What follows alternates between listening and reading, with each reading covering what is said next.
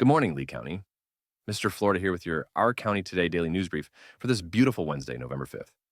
Grab your coffee, folks, because we've got quite a lineup for you today. From a major insurance settlement that'll make your blood boil to a feel-good story that'll remind you why Southwest Florida is one of the best places to call home. Let's dive in. Our top story this morning hits close to home for anyone still dealing with Hurricane Ian's aftermath. Slide Insurance Company just agreed to pay a $250,000 fine for seriously dropping the ball on hurricane claims.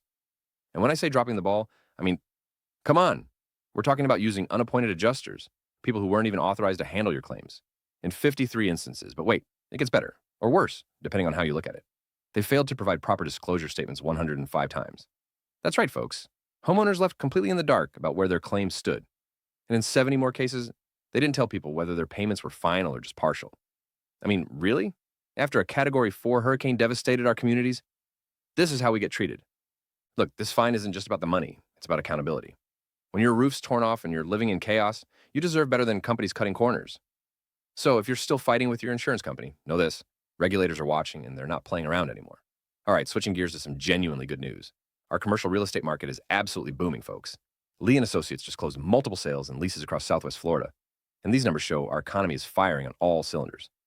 Leading the pack, a retail building on Cape Coral Parkway sold for $600,000. Not too shabby. But here's where it gets interesting. The industrial space market is on fire right now. VRC companies just leased a massive 82,500 square foot space in Fort Myers. That's not a warehouse. That's practically a small city. And it's not just the big players. Smaller businesses are finding their spots too. We've got an auto detail shop, a safety company. Businesses of all sizes are planting their flags here in Lee County. You know what that means? Jobs, folks. Economic growth. Opportunity. That's what I like to see. Now, let's talk politics for a minute. Today is actually a pretty historic day for Fort Myers Beach. They're holding a recall election for 2 town council members. This is the first time something like this has happened there. And regardless of where you stand on the issues, you've got to respect the civic engagement. That beach community is small, tight-knit, and they're passionate about their town. If you're a Fort Myers Beach resident, get out there and vote. Your voice matters. Here's a story that's going to warm your heart on this Wednesday morning. The Redlands Christian Migrant Association is celebrating 60 years of serving Florida's most vulnerable children. Let that sink in. 6 decades of making sure farm workers' kids have a safe, loving place to learn and grow while their parents are out in the fields. They serve about 4,300 children across 18 Florida counties. And folks, these aren't just daycares. These are lifelines for families who literally feed Florida. I want you to hear from Teresa Salazar, whose story just captures this perfectly. She talks about picking peppers, tomatoes, cucumbers, oranges, grapefruits. I think I picked almost everything, man, she says. And here's what gets me. She talks about having that peace of mind, knowing her kids were safe and cared for while she worked. You want your children to do better, to have what you didn't have, she says. That's universal, isn't it? That's every parent, everywhere. RCMA focuses on what Teresa calls the neediest of the neediest. And after 60 years, they're still going strong. That's Southwest Florida at its finest, people. Let's talk about some changes in our restaurant scene. Bonita Bill's, that iconic Fort Myers beach spot, closed its doors back in January. Now, before you get too sad, the space is coming back as Bonita Fish Company. New owners, same old Florida charm. Hurricane Ian and rising costs made it impossible to keep the original going, but I love that someone saw the potential to breathe new life into that location. And speaking of changes, Hooters is going through what they're calling a re-Hooterization. I know, stick with me here. The original founders bought back about 140 locations after the company hit some rough waters. They're updating all their restaurants, going back to the original uniforms, and get this, focusing more on family and community. Now, I can already hear some of you laughing, but honestly, times change. Businesses adapt. They've got over 75 locations here in Florida, so we'll see how this plays out.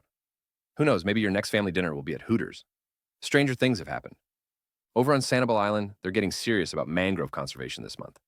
Throughout November, they've got events highlighting these vital ecosystems that basically act as nature's first line of defense against storms and erosion.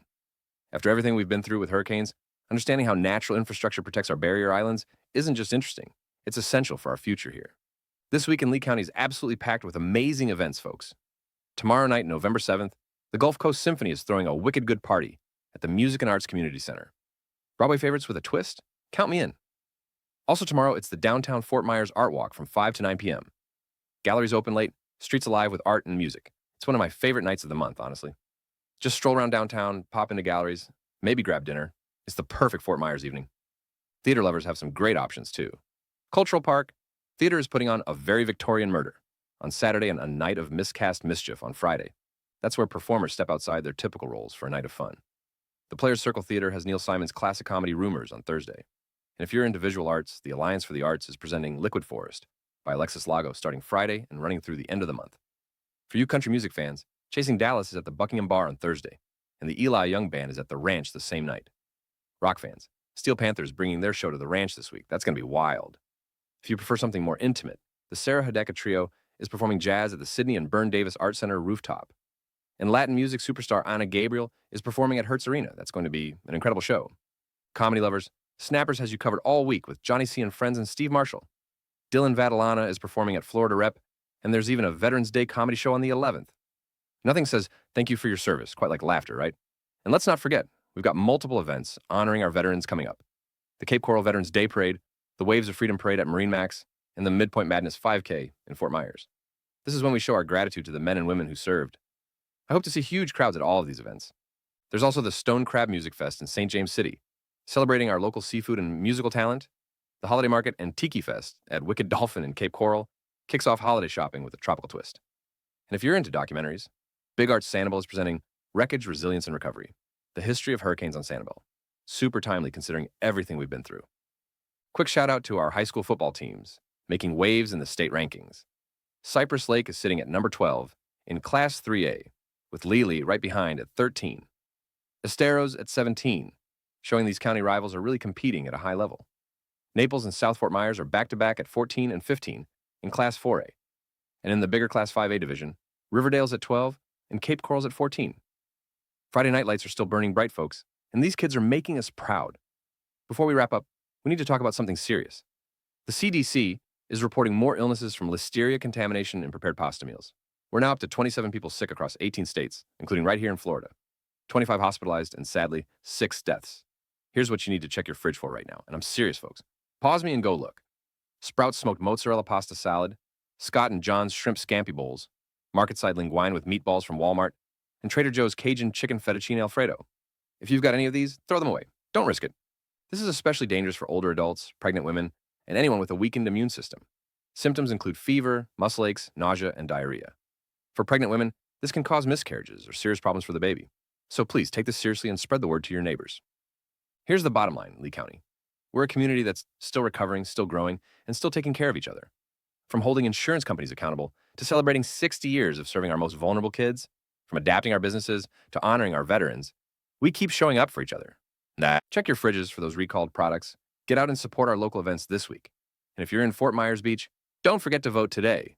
That's your Our County Today daily brief for Wednesday, November 5th. I'm Mr. Florida, reminding you to stay safe, stay informed, and stay awesome, Lee County. And hey, don't forget to visit the link in the description to get news alerts sent directly to your phone. Because knowing what's happening in your community matters. Until tomorrow, folks, keep it sunny.